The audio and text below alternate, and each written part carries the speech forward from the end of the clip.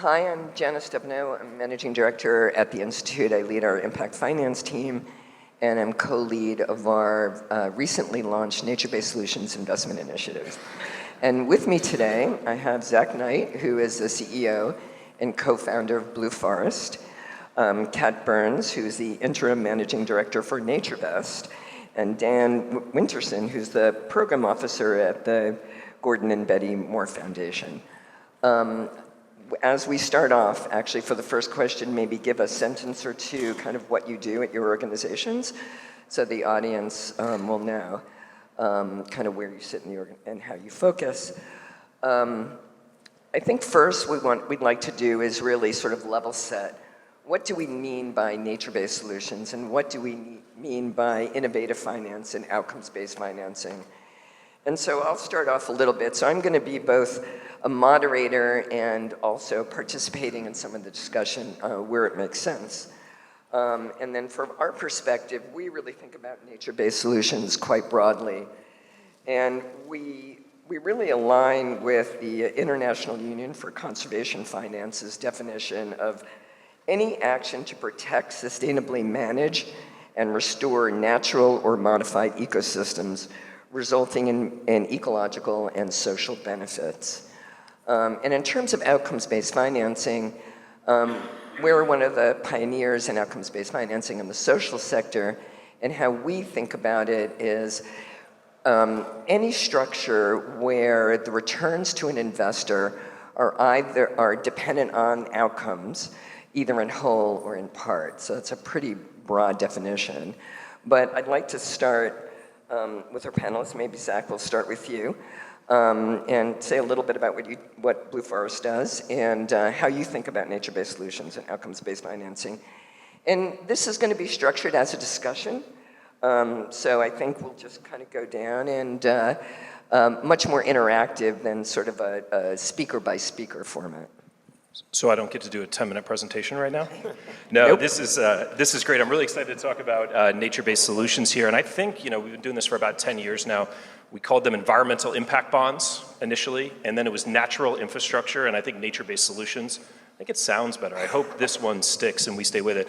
My name's Zach Knight. I run an organization called Blue Forest. We're a 10-year-old not-for-profit that focuses on conservation finance. And what that means is we build public-private partnerships to restore ecosystems and to protect communities. Our work is primarily focused on national forest system land, federal land here in the US, where we have a pretty big wildfire problem. So we've created the Forest Resilience Bond, again, a public-private partnership, bringing money in from impact investors, and then restoring and reducing the risk of wildfire, and then allowing all the groups that benefit, say a water or electric utility, a state agency, the federal government, even corporates, to pay for the benefits that they receive over time. We just launched our 10th Forest Resilience Bond, so this is a model that Dan has helped us pioneer over the last 10 years or so, and it's really taken off in the last couple of years. So really excited to be here and share more about that work. Kat. Thanks, Janis. Hi, everybody. I'm Kat Burns. I'm with NatureVest, which is the Nature Conservancy's in-house impact investing and sustainable finance team. So the Nature Conservancy is a large global organization working in 82 countries, I think. And 6,000 people around the world. But NatureVest is a small, mighty team of 40 of us that are focused on impact investing solutions that create climate and biodiversity outcomes alongside financial returns. So we have also been around for about 10 years, so we've got a lot of decadal experience here. And we've been working in private equity, we've been working in corporate and sovereign debt. I'll give some examples of that work and that portfolio as we go along here. But when I think about nature-based solutions and outcomes-based financing, on nature-based solutions, really the way I think about it is where nature, so through how land is managed, how land that's protected or restored, how that can provide solutions to societal challenges. So climate risk, increased wildfire, things like that. So challenges that we as a society face that can be addressed by investing in nature. So that's what nature-based solutions look like for me and for the Nature Conservancy. Outcomes-based financing, I think these two have already pretty much nailed it. Anytime you've got a return that's tied to the delivery of an outcome, outcomes that are agreed upon in advance and that are built into your into the agreements for your whatever your financial structure is. So I'll leave it at that and turn it over to Ben. Thanks. And you all did such a good job defining those terms. I can just introduce myself. I'm Dan Winterson. I work at the Gordon Betty Moore Foundation. Some of you may be familiar with the foundation, started by Gordon Moore about 25 years ago. We focus on two main areas, environmental conservation and science, and I believe we're the largest private foundation focusing on conservation. I do a couple things at the foundation. I manage our Bay Area conservation portfolio and also our program-related investing portfolio. Everything the foundation does is outcomes-based. As Zach knows, if you get either a grant or investment from the foundation, the core element of that is the outcome table that defines what's going to be achieved. And I think you all define nature-based solutions well. I'd say it's my favorite type of investing because everything that you do that's a nature-based solution, almost by definition has to be creative. Because traditionally, conservation or environmental restoration is a negative proposition from financially, right? If you're taking a forest out of production, out of timber production, you're forgoing money. If you're restoring a wetland, you're spending a lot of money. So how do you promote nature while still having a successful financial model? And it really forces creativity and innovation. Great, thank you. And Dan, to start with you, we'd like to have a discussion among our panelists about what has worked and what hasn't. But Dan, you in 2014 did sort of one of the first surveys of the conservation market. And here we are 11 years later, math serves me correctly. And, what have you seen, what has changed, what has worked, what hasn't worked from your broad perspective? And then I invite the other panelists to also, from their experience, to see what has worked and what hasn't worked. And we'll spend some time on this issue because I think this is one of the most informative things for the audience is what are the lessons learned from what we've been doing for the last 10 years? Yeah, it's amazing how far I think the general category in the field has come in the last 10 years. We don't lack for kind of buzzwords, but I agree with Zach. I think nature-based solutions is a good one. Back in 2014, when I started doing a lot of our program-related investments, I felt like I was being approached by tons of different funds who had some kind of green angle to their returns. And looking around, there had been no systematic inventory of what was out there, what kind of models worked, who was doing what, how big was the sector. So we formed a team and tried to take a look at that, and then tried to improve that a couple years later with a more in-depth survey. I think that the challenge, and this is going to be a very basic and obvious framework, but bear with me because I think it's more challenging than it seems, is you need to have the impact. You need the theory of change and the science to support the actual outcome. And you also need a business model that's going to work. And those two things seem really obvious, but I think all of us naturally come at that problem from one of those two angles and have trouble seeing the other. And so I think early on, especially if we were working with people coming out of the science or conservation field, they'd look at a given problem and a nature-based solution and say, can't you see that restoring these wetlands is worth $5 billion in terms of flood protection, right? There's the academic papers, it's clear. But it doesn't really matter if you don't have a business model where someone's willing to pay for that.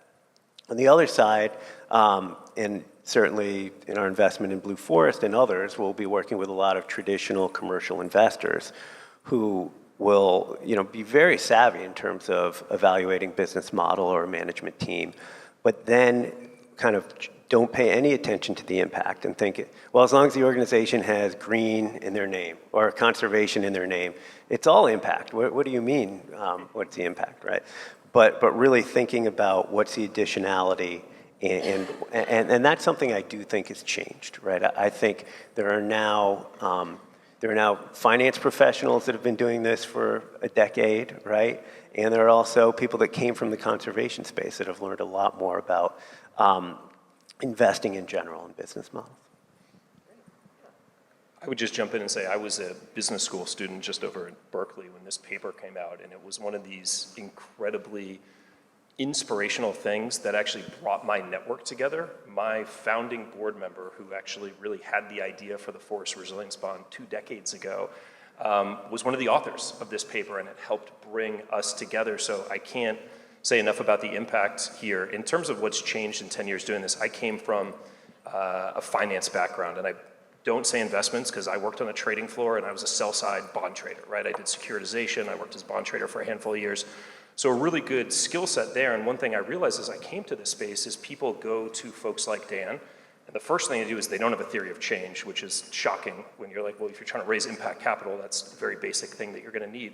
The other thing that stood out to me is that they don't treat program-related investments or the investors behind them as institutional investors.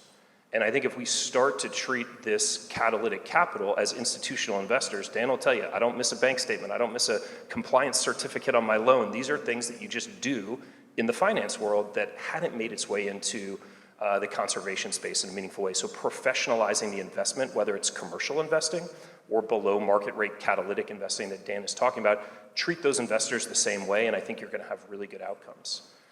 The other thing that Dan mentioned was reports going on shelves. I am not a scientist. I made it to business camp. That's as far as I got in my academic endeavors. But I work with a lot of academics now who have been writing reports for years, and they never see their science applied. And one of the founding principles of Blue Forest was it's not really financial innovation. Yes, what we've done is innovative, but we're building all of that on the scientific innovation that allows us to measure and understand and value these benefits in a way that we couldn't 10 years ago, certainly couldn't 20 years ago, right? So I like to point out to folks like, yes, we have a business model. We've been able to innovate that. As Dan said, that's a super important piece, but that is all reliant on this applied science piece so that we can really understand the outcomes and not say, here's another report, I hope you read it, but let me work with you on creating some shared value here and how we look at these things. Yeah, I'd love to build on the science piece. I am a scientist, so I'll geek out a little bit. One of the transformations I've seen over the last decade is around the rigor that we can bring to measuring and validating outcomes. And I think that gets really important when it comes to outcomes-based financing, because you have to be able to measure, quantify, validate the outcomes that are being delivered, because they're linked to returns, right? So the more mature our science has gotten around measuring the outcomes associated with nature-based solutions, the closer we can get to really giving investors confidence that if they link, that the impact that's linked to the returns is bona fide impact. I mean, it gives the whole system more strength. So I think there's been a lot of maturity in the science over the last 10 years. The other thing I'd add, just from the perspective of working at a non-government organization, is that at least for us, NatureVest was founded about 10 years ago, and for us at that time, we and a lot of others in the field, the other NGOs that we were working with, were really trying to demonstrate for the first time that you could get real impact alongside financial returns. And so there was a lot of bespoke model creation. It was like, oh, maybe this will work. Oh, darn, it didn't. Oh, okay, let's try this other approach. It kind of worked. And so there was a lot of trial and error and a lot of innovation, which was exciting, but that phase doesn't lead to scale. And so I think a lot of evolution and understanding and learning has happened over the last decade. So we have more clarity on what models work, what models can we replicate and take to scale, and I think we'll talk about some of that here. But I think that's an important evolution over the last decade, is going from that kind of bespoke model creation to an understanding the things that work and can scale. And so that's really interesting in terms of leading with the science, and it's very similar in the social sector, for instance. We've done a lot of work in social impact bonds, and the social science research has gotten a lot better over the last decade, and it's allowed us to demonstrate that interventions can achieve the outcomes. And you need that demonstration in order to secure investment. I think what's a really interesting difference between these two sectors, though, that I think is why even the science is foundational in nature-based solutions, is that, you know, there are times, for instance, in the social sector where there may be a requirement for statistical significance in a randomized control trial to demonstrate an outcome, for instance.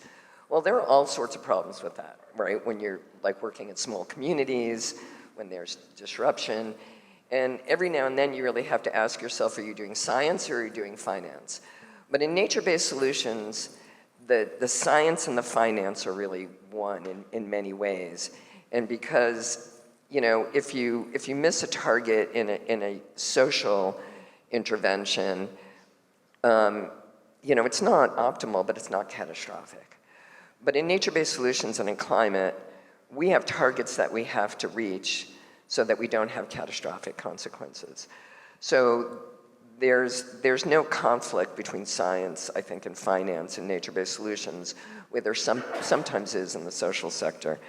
But I'd also like to think of and find out what's your example of a structure financing mechanism that has worked and could be scalable, and one that hasn't. And I'm also would love for Zach to talk a little bit about the evolution of his model in terms of the structure, because I think this is very informative as well. But Dan, maybe we'll start off down at your end and Sure. And yeah, an example of what has worked really well and one that hasn't worked. I have an example that might fit both categories. I think it's something that is great in theory and can scale, but it was one of the first investments I made after joining the foundation, and it's something that ultimately didn't work. And I think the last time I was at SOCAP, I talked about this example and was hopeful. It's water quality trading, in particular temperature credits. So I'll give a quick background. So in certain watersheds where temperature is an issue for fish, any regulated entity that discharges into a waterway, the water that comes out has to meet certain temperature thresholds. So the traditional solution to this is building a cooling tower, which is a very expensive piece of equipment, right? 10, 20, $30 million. So the innovation here that one of our partners came up with is, can we restore the stream banks of these waterways, plant trees, and shade the streams and rivers? And it turns out if you do this, especially in the right places, you can reduce the thermal load much more effectively than the cooling tower and at a fraction of the cost. So it's one of these win-wins. There's also a win for the local economy because the jobs are staying local rather than buying a cooling tower that's manufactured overseas. So it seems like a great solution, right? You sign leases with the landowners, you plant trees, you reduce the thermal load even more effectively than the cooling towers. It should work. And our partner got this approved with selling credits to companies, to wastewater treatment plants, really took off. So this is something that seems like it could scale too, right? You could do this. And anywhere where temperature is an issue, and where it's not an issue, you could restore stream banks for things like runoff, you know, nitrogen or phosphorus, fertilizer runoff. So this worked well for a while. And the problem, and I think this is a problem not just here, but any regulation-dependent investment, and this is dependent on the Clean Water Act and how it's specifically enforced. And in this case, there were some environmental organizations that sued the state DEQ about how they set their TMDLs, their total maximum daily loads. And they were right. There was a flaw in the methodology on how they set those. Now, the flaw would have benefited our partner. It would have made their credits even more valuable. But the practical effect of it was it halted water quality trading because they could not issue any more credits. And that was the engine for the investment. So ultimately, our partner pivoted very successfully into some other areas in order to pay us back. It was a loan, a private loan. But when you're dependent on regulation, that's a real risk in this field. If you don't mind, I know the organization he's talking about, and the CEO was a mentor for me in the early days of Blue Forest. I just want to echo what Dan had said, and the advice that I got was these credit systems can be really, really powerful. The demand pull that can be created through that regulatory mechanism, super important, especially convincing funders and investors that you can do something like this. But when you rely on that regulatory pressure, things like this can happen. And the big pivot for us that this unlocked was to say, we actually don't need a credit when it comes to enhanced water quantity or protected water quality. What we need is a bilateral contract with a water utility, right? Because there's no way that someone can get in between that and do any of the things that Dan talked about. And also when you think about it, it's an incredibly localized benefit. When you think about things like carbon credits, like yes, we should pull carbon out of the air, that's a good thing. Where we do it matters somewhat, not so much. On a water side, it is 100% a local benefit. And a lot of nature-based solutions aren't considering how localized some of these benefits are. And it's, hey, it's a carbon trading thing. Great, we'll talk more about that, I'm sure, as the panel goes on. But acknowledging the localized nature of the benefit and directing it to the group that actually benefits from it, that's shouldn't be a novel idea, yet it is in this space for some reason. Anyway, sorry, I didn't mean to interrupt you. No, it's a great point. And I think something that Janis mentioned for you is about your organization too, is the ability to pivot when these challenges come up, I think is absolutely critical. And I think that's one of the things that, I know Zach, we've been working together a long time. And one of the things that I think Blue Forest has done really, really well is you haven't been wedded to a given model, right? And you've been willing to learn as you go and adjust. And that's hard to do, especially when some of your funders, I know, were pressuring you in different directions, right? Pressuring you to scale, pressuring you to have these formal outcomes-based contracts. Dan, I wanted to double click on one of the things you said, which was you have an example where it was kind of an example of both what works well and what doesn't work. I would say that is true in everything that we have done in NatureVest. So it's not that there's one structure that is perfect and other structures that just fell flat and everything about them were, bombed. It's always a combination, but I think that the key is that in the portions of these things that don't work, we need to learn from. And so gradually we need to share, right? And so gradually we collectively move towards things that have more attributes that work really well and fewer attributes that don't work. So I will give an example. Should I just go ahead and share an example? Okay. I'll give an example of something that mostly works, but acknowledging that there's some kinks in the system as well. So one of the Nature Conservancy's kind of hallmark strategies in terms of conservation finance is something we call nature bonds. It's sovereign debt, basically. So we're working with countries who are struggling with their sovereign debt. Places like Belize, Ecuador, the Bahamas, and we work with them to refinance their commercial sovereign debt. And in exchange, so we bring parties together to, in essence, refinance their debt so that they have improved terms that they then can see a pathway to being able to pay off over time. And in exchange, because those improved loan terms then create some debt savings, that debt savings can be applied to achieving conservation commitments. So typically in these deals, and we've done 6 of them, 6 different countries, and our pipeline is growing, our portfolio is growing. Typically we set specific land protection targets with them. Sometimes there's particular ocean protection or ocean management targets. And so they, in order to achieve or to continue to benefit from these improved loan terms over the years, they have to meet these targets, these conservation targets. So we work with them to make sure that they're set up, they have the debt savings are basically put into a conservation trust fund that then pays for that conservation work to carry out. But if they don't achieve those, then the improved loan terms don't apply anymore. There are financial repercussions. And I think that's an important part of outcomes-based financing is it's set up in a way where they're incentivized to deliver impact, but also that in some cases, in particular for nature bonds, there have to be penalties if the impact targets are not achieved. And we of course work as partners with these local governments to achieve the impact. So it's not like we say, good luck to you, let us know how it's going. We're definitely part of that. So we've done 6 of these deals so far. Together, it's brought about $1 billion extra to conservation in these places. Most of these countries are places that don't have extra funding lying around to deliver conservation. And most of the conservation benefits are things that then, create better human welfare, improved air quality, water quality, things that give back to those local populations as well. So this is something that we see as a replicable model. We are replicating it. We're working with partners who are beginning to replicate this outside of the work directly with the Nature Conservancy. So that's one example, I think, of a scalable model that works fairly well.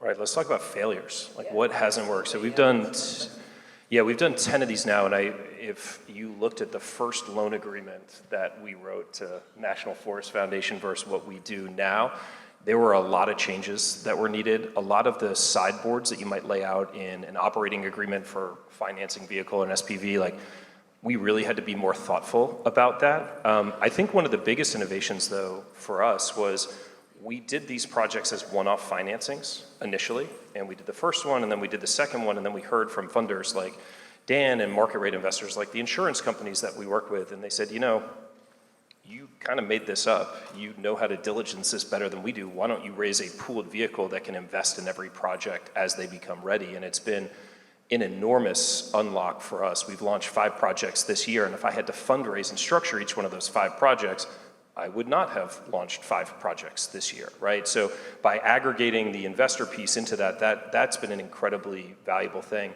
But also keeping that consistency once we got a loan agreement that worked, for instance, keeping that consistency so all the partners that we lend to, it's uniform across the board, the management, the maintenance, all of those things I think are super, super important from that perspective.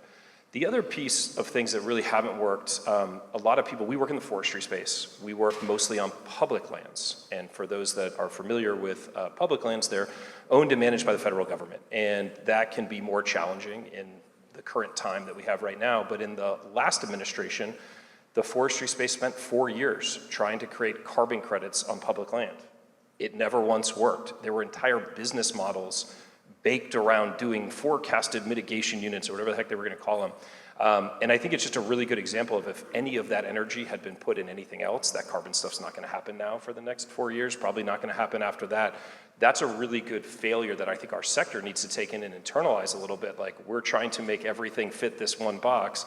Maybe that's not the solution over here. And the last thing I'd call out, there's not much research on conservation finance, which is why I think Dan's piece is so important here, but the University of Wyoming just put out a study and they evaluated a bunch of conservation finance mechanisms, and the Forest Resilience Bond was one of those, and another one was by a great group called Quantified Ventures. If folks know them, they did the environmental impact bonds, DC water bond, handful of other utility sort of outcomes-based financing, but the work in the forestry space didn't work. And they dug into why it didn't work, and it was largely because of how loan agreements between the counties were set up. Boring, I don't want to get into it.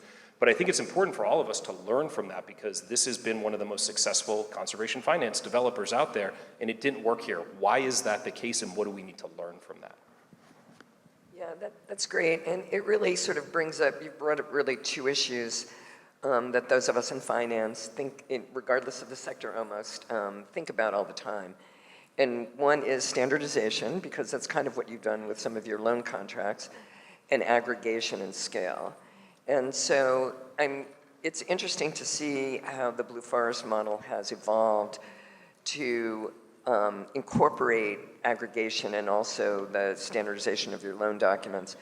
But there's always been this conflict, both in the social sector and in the ecological sector, of how do you have a community-led project that fits a community, but the financing is standardized in some ways. So to me, these are 2 very conflicting things.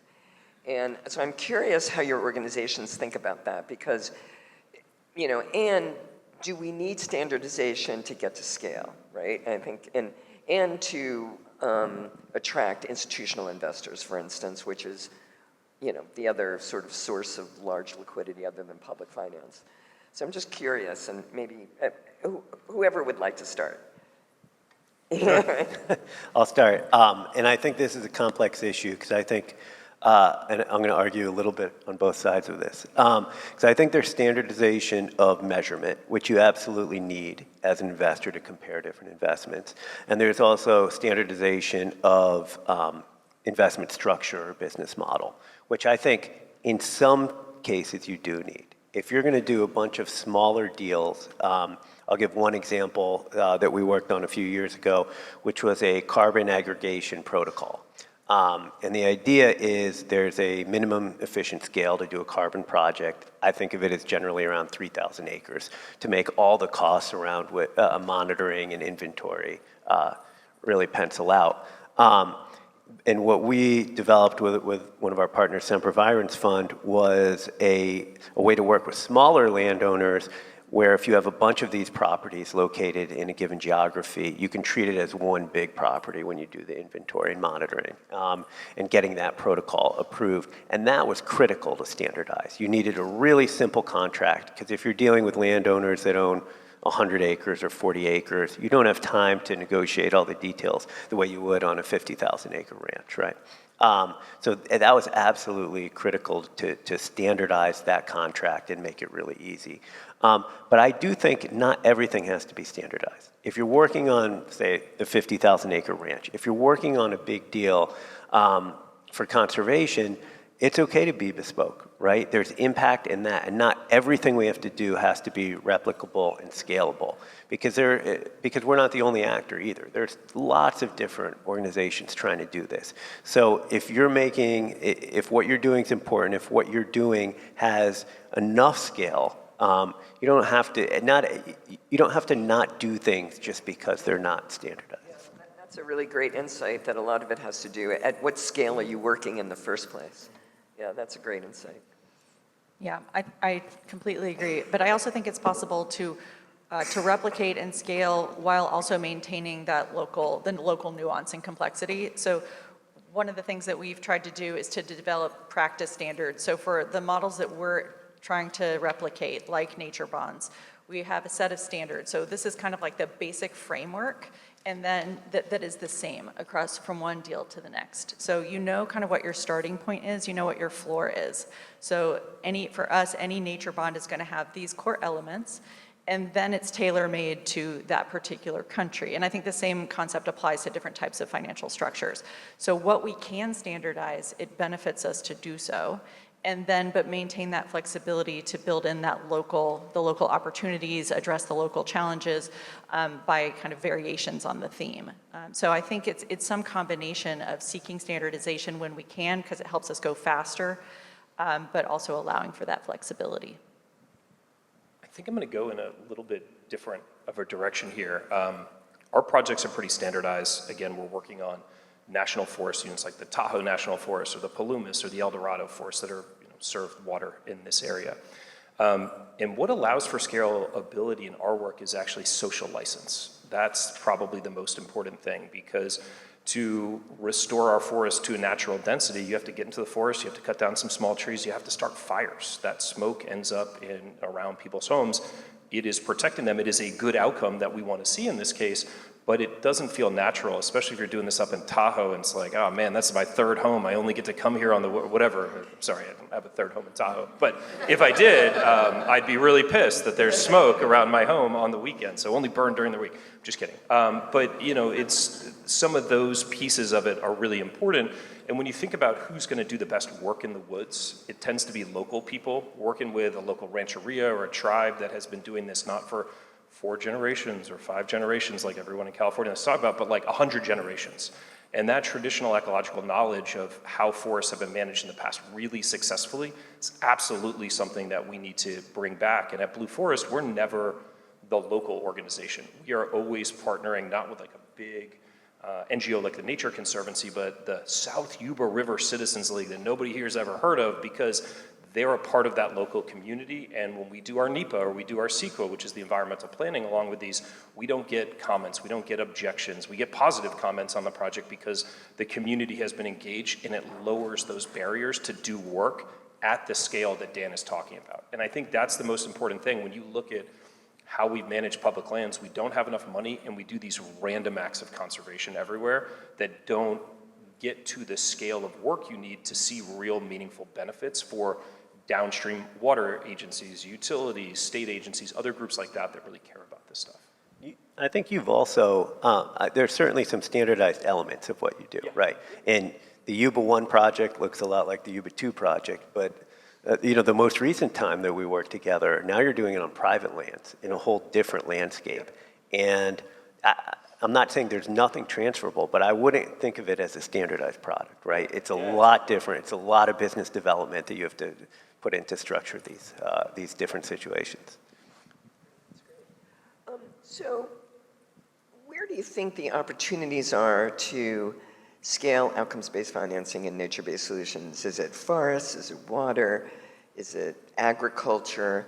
And what are some of the elements that we need? I mean, the first thing that I think about is you need outcome pairs, right? You need, if it's a traditional outcomes-based financing, and I say traditional, I don't know that really applies in this space since everything is fairly innovative. Nature bonds are really an evolution where you don't really, you're refinancing debt, so there is a payer, right? But they're not necessarily making a payment for an outcome the way the forest resiliency bonds, were first engineered and the way most social impact bonds or environmental impact bonds are structured. But, so where do you see the potential in terms of scaling this model, securing outcome pairs, and what types of metrics do we are better suited for outcomes-based financing? And I think we can talk a little bit about measurement in there, and let's talk about that. I have one follow-up question, but let's talk about that first. Sure. Jump in. I can start out, and I'll pick up on something that Kat said. The areas that I think we're going to see the most growth, or we can't see the most growth, are the ones that are most measurable, right? That just lends itself to this kind of approach. And if it's hard to measure something like species abundance or biodiversity, sure, you can work and you can develop some biodiversity credits. I know there's some interesting developments there and potential, but it's a lot harder than something, say, like water, which is measurable. And that's an area where we've invested in quite a bit, I think both in groundwater and surface water. And I'll talk about one of those examples. And I think the other area that I think has room for growth, which is the exact opposite. If you saw me on a panel 10 years ago, you're going to say, that guy said the exact opposite thing 10 years ago. Since then, I think what I would call structured philanthropy or voluntary credit markets, it's grown much faster than much larger than I ever thought it would if you look at the voluntary credit market. And one of the things we've invested in the water space, in the voluntary space, are volumetric water benefits, and that accounting methodology developed by WRI, which has given a rigor and structure to quantifying waterway restoration. And I don't think this is going to be a panacea where we're going to pay for every single restoration project we need through this. But one of our partners in particular, River Partners, has done an amazing job of structuring these projects, packaging them together, and selling them to corporations, especially companies that have data centers that use a lot of water and want to offset their footprint. So again, it's not, and it doesn't seem like that. That's why 10 years ago I would say, I don't want to waste my time on voluntary markets. We need compliance markets, or we need enterprise models that can succeed without any kind of legislation. But these voluntary markets, there's real money being put to work now, and I think taking advantage of that, seizing that, and getting actual work done is a real opportunity now. I think, so a lot of what you said is exactly what was on my mind. I think being able to really measure well the outcomes that are being delivered is core to all of this. And I would add that being able to predict what outcomes are going to be delivered is really important. And so there are some areas where we're getting quite good at that. And I would say with advances in how we model carbon, we have a really good understanding. There's a variety of ways to do it still. The field is evolving fast. But we have a much better read on what are the carbon credits that we might be able to count on 10, 20, 30 years from now, we have a pretty good way of being accurate about those forecasts, much more so than we could have 5, 10 years ago, right? So I think that the science is evolving in a way that makes outcomes-based financing more viable, more attractive, more of a, an investment proposition. But we still have a ways to go. So we can do that for carbon. And so to your question about, what sectors are kind of primed for this, I agree with Dan. It's those sectors where we can really quantify the benefits that are being created. And so then I think as a field, we need to identify where are the gaps. Where are the places that we can't right now quantify those benefits very readily? Let's put some funding into that, some attention to that, so that we can create more investable opportunities, in other sectors. So, and if I could steal the mic for another couple of minutes on pain points. So Zach was talking about like what's not working, what's painful, and this does get back to the question that you've asked us to talk about. But one of the things that's been really, I think, the hardest for us at the Nature Conservancy is the recognition that the nature-based solutions benefits that we're seeking to create happen on a kind of a long timeline. Longer timelines than investment decisions and financial return expectations jive with. And so it's a natural tension that I think many of us that are operating in this area face, but it has real consequences. So it impedes our ability to, I think, argue for those most impactful nature-based solutions, because the investment, the benefits for the environment and the benefits for business may be 20 years down the road. So I think it's really important that we kind of, again, I think science has a role to play here. So identifying with some accuracy and some trust that, hey, we're going to have those benefits are going to accrue over this timeline. It might be decadal, but you're going to get there, and it has these benefits for your business. So I think that we need improved science that helps us get a little bit more comfortable, helps investors get a little bit more comfortable with the fact that these benefits may not be realized for quite a while. So to follow up on that point, so one of the things we've been really successful at doing in the social sector is looking at what are those rigorous short-term indicators that are predictive of long-term outcomes. And one example is investing in young at-risk kids in early education. That's a long-term asset. Most of the payoff happens when they graduate. But we also have really good research that says if you're ready for kindergarten and on grade level at third grade reading, you will hit those long-term metrics. So we were able to structure outcomes-based financing contracts based on those short-term metrics. And so we think there's an ability to apply that type of reasoning. And one of the first things is, what are those science-based short-term indicators that are predictive of longer-term outcomes in each of the sectors? And it's some of the research that we're hoping to do and then pilot, including some of these short-term metrics into outcomes-based financing contracts. And so I think the other opportunity is to stop monetizing the social outcomes and social co-benefits directly and explicitly in nature-based solutions, where you might have in carbon credits, for instance, you might have higher payment amounts because of the co-benefits, but it seems like there's really some money being left on the table for those social outcomes that can be measured and quantified. So I think there's some opportunity there to take what we've learned in the social sector and apply it in the nature-based solutions sector. But yeah, I was going to say there's a lot of overlap too. I want to double click on Dan's point about water, and then I think a good mix of social and environmental could be things like wildfire smoke, right? In terms of the human health impacts and some of that, so we can touch on that. So Dan said water. Why did Dan say water? Well, water is a scarce resource in California. About 65% of our developed water supply in California actually comes from snowpack in the Sierra. So the water comes from the forest. Not everybody knows that. That snowpack in the Sierra holds more water on an average year than every reservoir in the state of California combined times 2. So when we use the term like natural infrastructure, why does it matter if our forests are healthy? That is where our water comes from. And one thing we've thought a lot about is that if a proven environmental intervention is effective, we've focused on wildfire risk reduction and ecological restoration at Blue Forest, public lands and private lands, as Dan mentioned, we actually believe any proven environmental intervention that requires this multi-stakeholder solution would really use the same financing model, right? We set up a project-specific SPV, people lend to that, there's different outcomes, buyers, contracts, however you want to talk about paying into some of that, and we've started to do this in the riparian restoration space as well, and I could see it, sort of going on from there. In terms of benefits that we're not monetizing, I already talked about carbon. We work on public lands. It's not an option for us at the moment. It probably won't be in the future. But we did a great study with the California Council on Science and Technology related to wildfire smoke. We understood the human health impacts of this in Fresno after the big wine country fires. In Napa and Sonoma, which is 200 miles away from Fresno, there was a huge uptick in the Central Valley in asthma, stroke, heart attack. And that was from particulate matter in wildfire smoke. So we know that it's bad.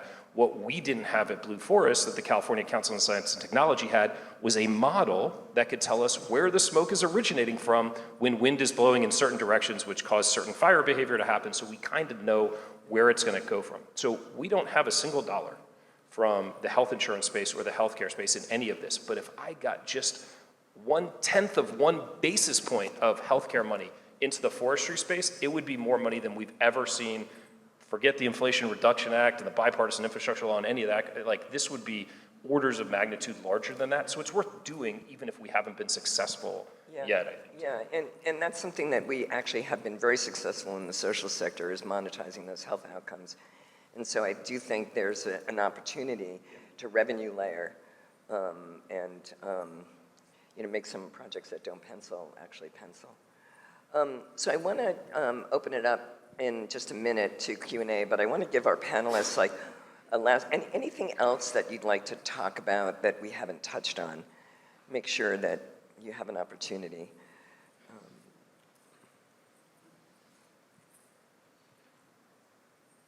We've touched on a lot. Okay. Let's open it up to the audience. Yeah, go ahead. Yep. It's Jeff Lieber from the Conservation Fund right now. It's a question about 501c3s and their role in the space. We issued a bond in 2019, bond, very successful over the last 10 years, at least since 2019, a million acres, 500,000 conserved, still 500,000 most. Doubled the recycle the money from the green bond, very successful. And but we look back at it, we access the capital markets based on AAA and our balance sheet, right? Of course, we tell a great story. It's very charismatic. Right? The question is, when we start to access the liquidity we're all looking for in the equity markets, we can generate a track, we can demonstrate a track record. Just did a big deal about 4 hours on the forest. How do we think about the role of 501c3 versus the fiduciary, which is who we believe our counterparts, for example, the TMOs in this example, of course. How do we differentiate ourselves based on our mission? Of course, the impact metrics are key to do that and quantify. And I guess where should the capital come from? Is it going to come from the first movers? Is it going to come from the foundations and down? Because pulling the commercial players, the capital markets, they want all that impact, they want all that green and straight. But are they willing to give you the money on an equity basis if you're not a fiduciary? Right? And so the question is, what's the 501c3's role? Can we play in that space? Should we? I think we should. I think the mission justifies it. We can prove the metrics, water, socioeconomic, we can do it. The question is, how do we pull those institutional commercial investors, or are we going to have to pull the foundations into that space? And I'm talking about the downward bars. Yes. So we are a 501c3. We own an asset management business, and we manage a commercial fund where we are fiduciary on behalf of institutional investors. It does not invest in the forest resilience bond.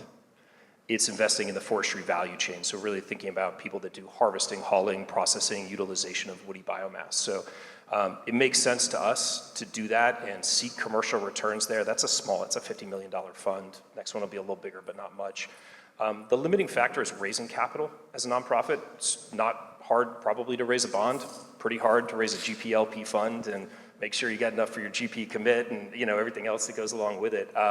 And sorry, I feel like I'm having a one-on-one conversation here. You guys don't have any idea what I'm saying. But point is, I think there's a lot of reasons that nonprofits can and should be asset managers. I don't have any problem being a fiduciary on behalf of an insurance company and managing catalytic capital, which I'm not return maximizing, but I'm impact maximizing on that, right? You're still a fiduciary when you're managing catalytic capital as well. And that goes back to my earlier point of like treating people the same way. The last thing I'll say here is, I think there's a set of investors on the institutional side. I mean, I wish we had some of the foundation relationships that Conservation Fund has.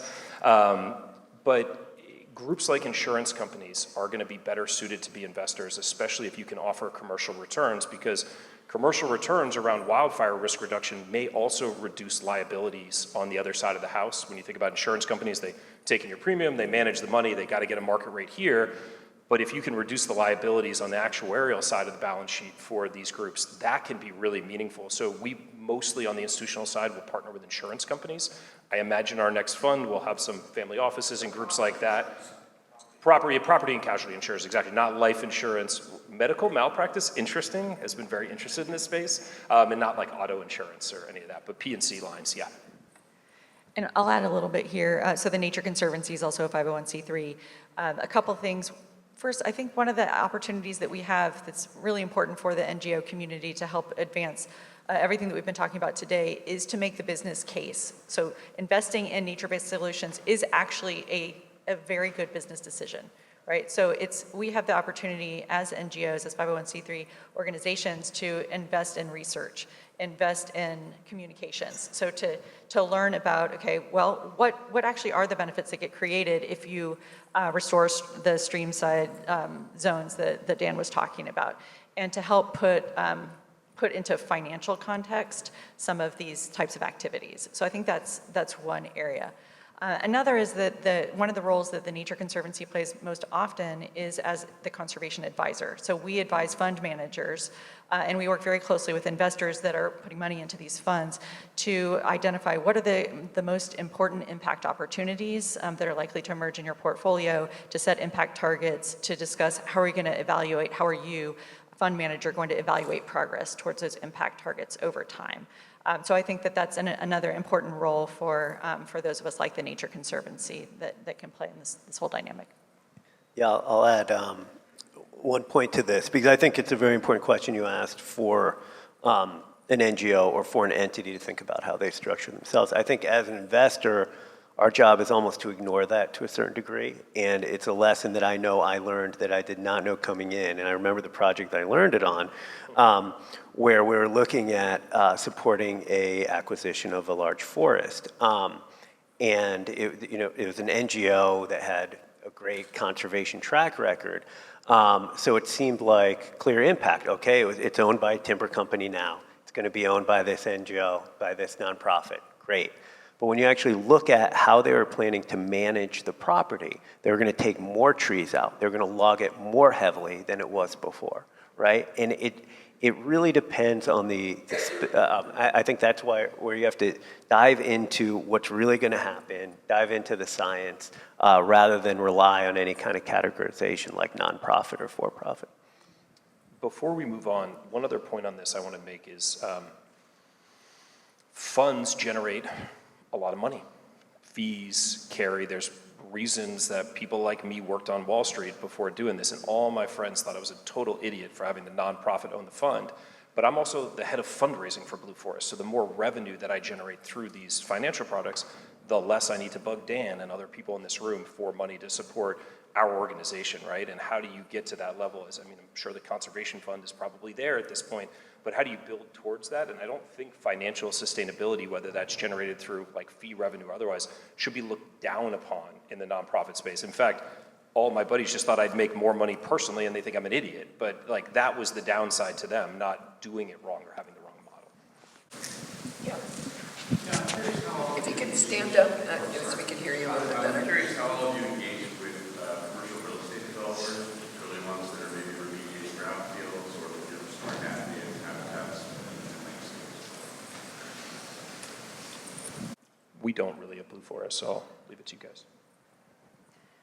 I would say probably for NatureVest, so the Nature Conservancy more broadly engages with real estate developers to, try to make sure that if there's an opportunity for a transition, so let's say like coastal retreat in the context of maybe we've got, instead of rebuilding houses along a coastline, if we know that that coastline area is going to be underwater in 50 years, then the Nature Conservancy would engage with those developers and with state and sometimes federal institutions to talk about what does managed retreat look like, what's actually the best use of that ground, how can the development work side by side with the Nature Conservancy in this case to make sure that those lands get kind of, we're thinking about this in the use of those lands in the long term. Within NatureVest, the closest work that we have in the context of real estate development is through the private equity funds that we advise on. So oftentimes the assets that are acquired by these funds, are coming from a commercial real estate context. So we're advising the fund managers, our partners, on what are the best acquisitions to make that have impact potential alongside financial returns potential. So we're bringing the conservation science to look at available real estate and say, okay, that one has huge impact for nature-based solutions, this one not so much. So that's really the primary nexus that we have in the context of private equity investment. This may not be a satisfying answer, but we do indirectly deal with commercial real estate developers all the time as customers in terms of land acquisition. So a lot of acquisitions that we do, the seller is a commercial real estate developer, and they're trying to maximize profit. And I think it's, in California especially, right now it's kind of at a halt due to some issues with the state government. But in general, over the last 10 years, conservation coalitions have been able to put together the funds, largely because of state funds, some federal, some private, some county-based, to purchase land. So, they're looking for their highest price. And a lot of times, at least in California, it can be that conservation coalition. Thank you. Any more questions? Hunter. Sorenson. My question is about how you see also funding the operators that have these ideas. As someone that's kind of gone out to market with an idea, there's a lot of money that wants to actually fund the project, but very little money that wants to support operators coming up with the ideas and doing the project. Very similar to you see early stage investing. And so I'm just curious, is anyone thinking about funding the ideas and the operators that actually make these projects happen in the space? Hunter, don't sell yourself short. You won the Morgan Stanley Sustainable Investing Challenge. Everybody should be talking about that. And if you're a business school student, you should be applying for that competition. So real bona fides here. But I have no help for you, so I'll leave it to you.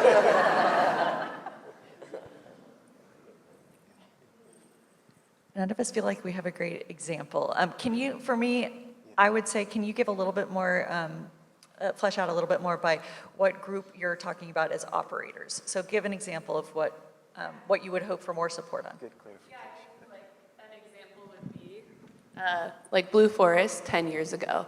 So you have someone coming up with an idea to maybe use innovative financial instruments or combine state funding with a new model. So I work on the Great Salt Lake to kind of make state funding do what it was meant to do instead of just funding irrigation efficiency projects on farm, make sure that water is actually getting to its destined location based on legislation.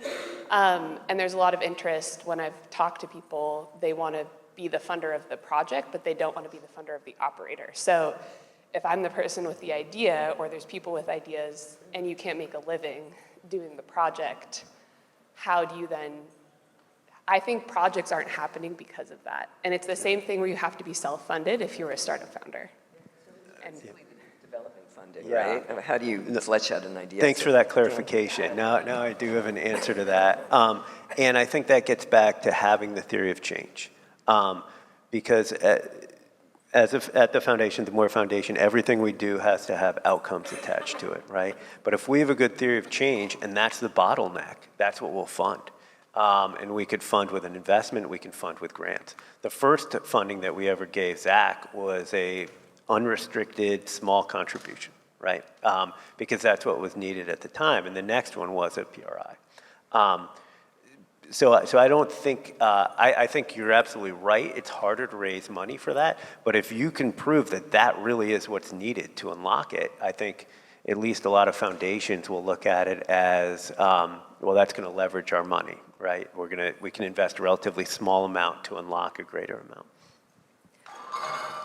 I think that's a great point. I'd also add that, so we struggle with this a bit at the Nature Conservancy as well. We have local teams that have fantastic ideas, and I'll talk about this in the realm of carbon projects in particular. So around the world, we've been thinking about, what are the most impactful carbon projects that we could do that also layer on biodiversity benefits. So how do you do a carbon project in Borneo that sequesters a lot of carbon and also creates benefits for orangutans, for instance?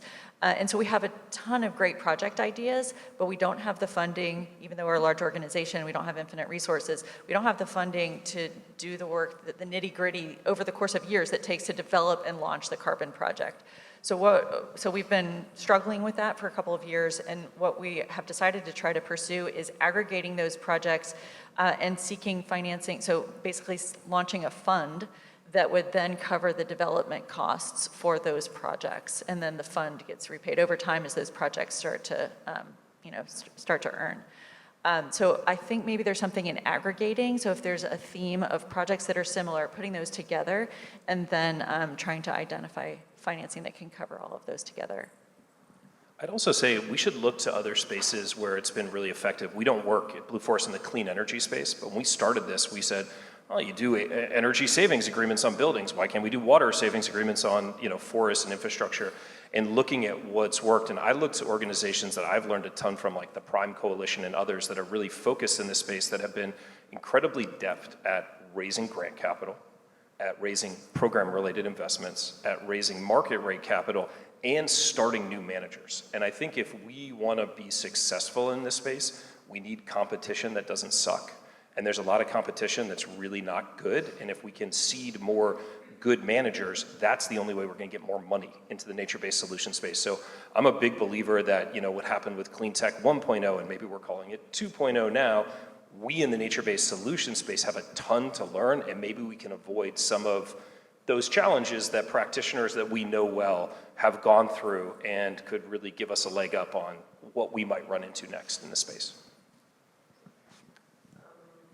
We're at time. Any last, oh, we have 2 more questions. Just stand up. Okay. I just want to speak a little bit more about the intersection of health outcomes vis-a-vis forestry initiatives. It's something I've been biotech industry health actually for a couple of decades, and I feel strongly about this piece actually potentially being a leader in the future to give forestry and conservation and forest climate more boost. And so I'd love to know if you could break down briefly about that. I'll have a very quick answer because I think Zach already touched on trying to explicitly monetize, say, the health benefits of prevention of severe wildfire. One area that I think it's less direct, but it definitely plays a role is in public funding for conservation. And a lot of that funding is due to the health benefits. I can think of several local bond measures that have put a lot of money to work, like sales tax measures or parcel taxes.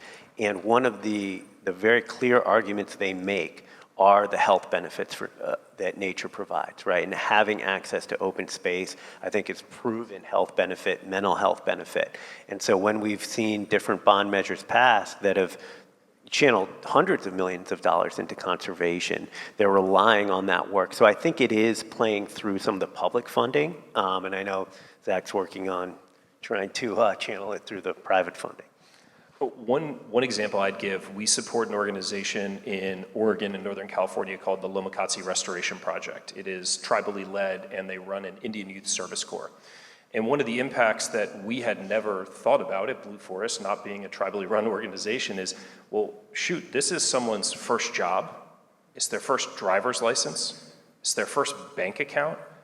I don't know how you quantify the impact of something like that about the connection back to the land and all those pieces, but just getting someone's first driver's license, first bank account, first paycheck, Those are incredibly important things. Again, we don't operate as much in the social space, so those have been just some like really surface level learnings as to like where could we dig deeper and understand what is the value of 25 people getting a driver's license and a bank account in this unbanked, underbanked, food desert community, which, unfortunately is the case in a lot of the places that we work.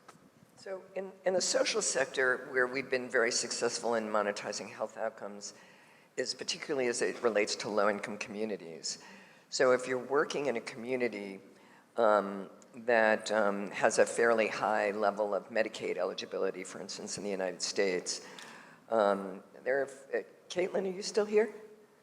No, they might have left. So we partner with the Institute for Child Success on a project in South Carolina where I would say most of the outcomes were health-related.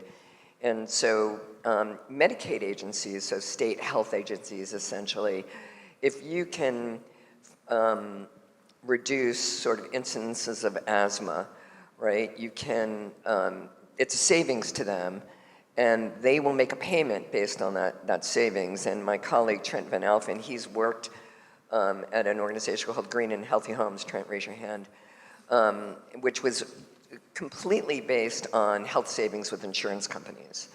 So we have methodologies to demonstrate, to quantify those, and we have a lot of examples of state agencies, Medicaid agencies, commercial, I think did you work with a commercial insurer as well, who made payments based on the savings that they would achieve when you improve health outcomes for marginalized communities. That's kind of the low-hanging fruit when it comes to monetizing health outcomes. If you've been on the spectrum of healthcare continuum, is Medicaid patients in the U.S. are in the middle versus global health patients that are most affected by it right now. So you talk about the U.S. and there's kind of a continuum there right now. Yeah. So I wonder where the data is and how that is with Medicaid here.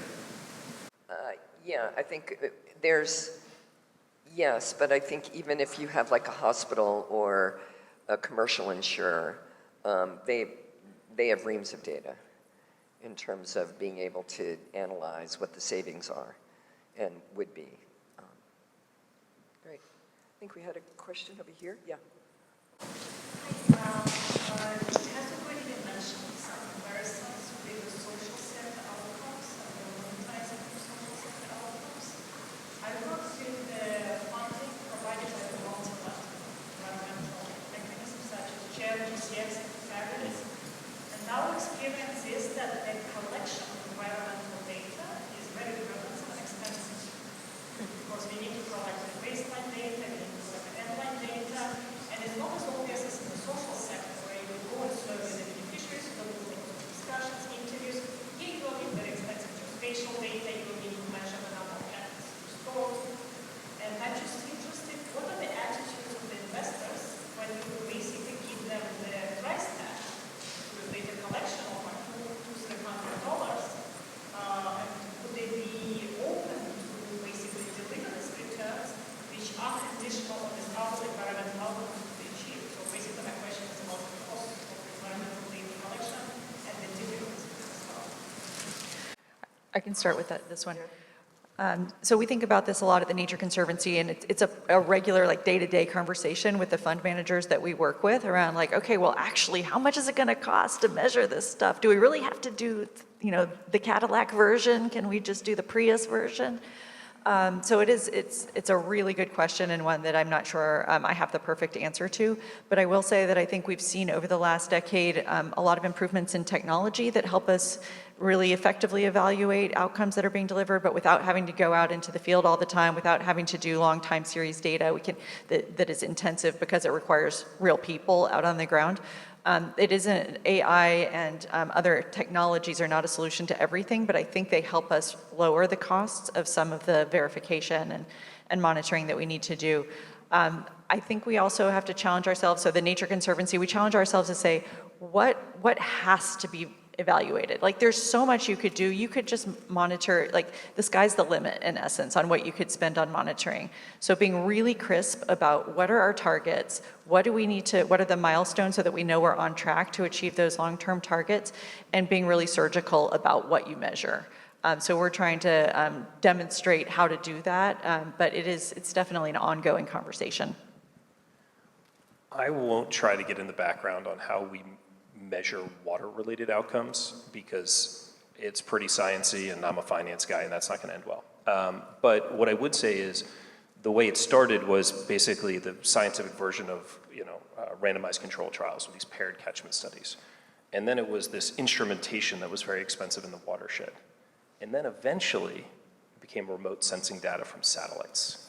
And the cost of that is 3 to 5% of what the gold standard is, or even just instrumenting watersheds and doing other things like that. So I don't mean to say that everything can be deciphered from satellite data or remote sensing, but where we can use a remote sensing and there's a strong basis in science, that's going to materially reduce the monitoring costs, which, by the way, nobody wants to pay for, right? So if we can do this more cheaply, or when we work with water utilities, we write into the contract, we will do this monitoring work, it's part of what you're paying for, and the money is there. Otherwise, who's going to do it, right? Yeah, we start with remote sensing. It's like, what can we do without leaving our desk? And then we go from there if there's a need that's not met. Those were great answers, and it's a great question. It's one that probably one of my top headaches is that. So, but just to summarize, I think, yes, absolute challenge, but getting better. We have time for one more question. So I actually have a quick question. So I'm curious what your thoughts about this, particularly around measurement.